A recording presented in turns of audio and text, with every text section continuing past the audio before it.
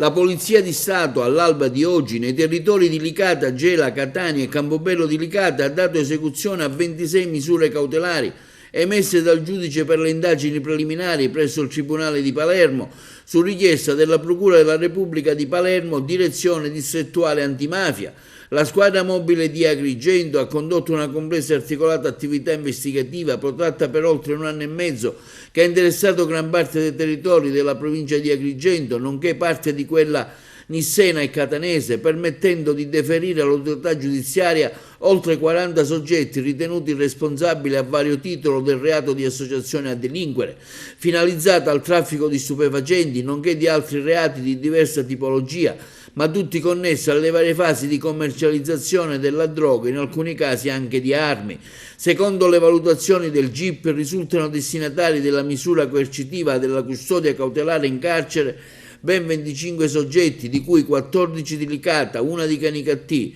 6 di Gela, 2 di Catania e 2 Campani. Inoltre una donna di Licata è stata sottoposta alla misura dell'obbligo di presentazione alla polizia giudiziaria. L'attività investigativa è stata condotta nell'Interland licatese, in particolare nell'agglomerato abitativo popolare, tradizionalmente noto a Licata come Bronx. Proprio per tale circostanza ha reso l'indagine particolarmente complessa e articolata nelle sue varie dinamiche, anche in ragione della conformazione topografica del citato quartiere, nonché dell'omertà che caratterizza l'area oggetto di indagine. Le investigazioni sono state avviate nei confronti di uno degli indagati che nell'ottobre del 2020, a distanza di soli 2 giorni, si era reso protagonista di 2 episodi caratterizzati dall'utilizzo di armi da fuoco, uno verificatosi in Licata e uno in Gela, nel quale l'indagato era rimasto vittima. Emergerà successivamente dalle indagini che con la famiglia del suo aggressore gelese, il presunto capo dell'organizzazione licatese avvierà una Pactum Celeris, finalizzato alla commercializzazione di stupefacenti. L'indagine svolta ha permesso di acquisire gravi indizi di colpevolezza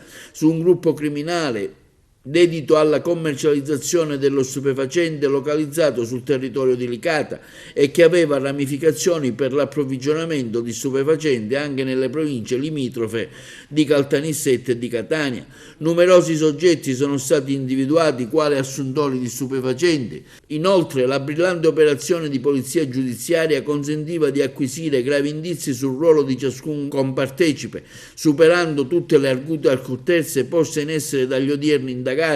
tesi a neutralizzare l'efficacia di interventi a sorpresa delle forze dell'ordine, come ad esempio l'installazione di numerosi impianti videosorveglianza, la predisposizione di soggetti aventi il compito di controllare gli accessi alla base operativa dell'associazione e il sistematico ma vano utilizzo dei social network con la messaggistica istantanea.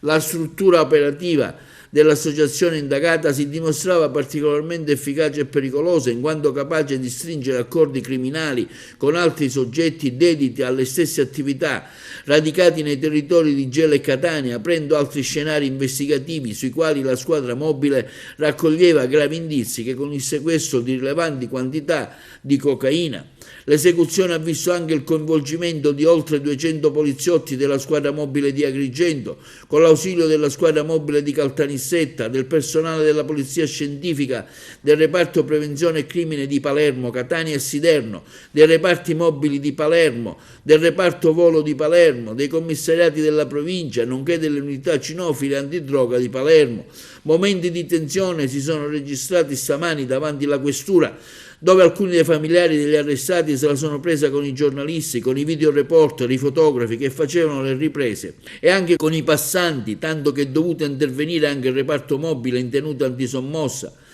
Baci e saluti tra chi usciva dalla questura e i familiari che attendevano l'uscita dei propri congiunti. L'operazione ha visto anche l'uso dell'elicottero della Polizia di Stato.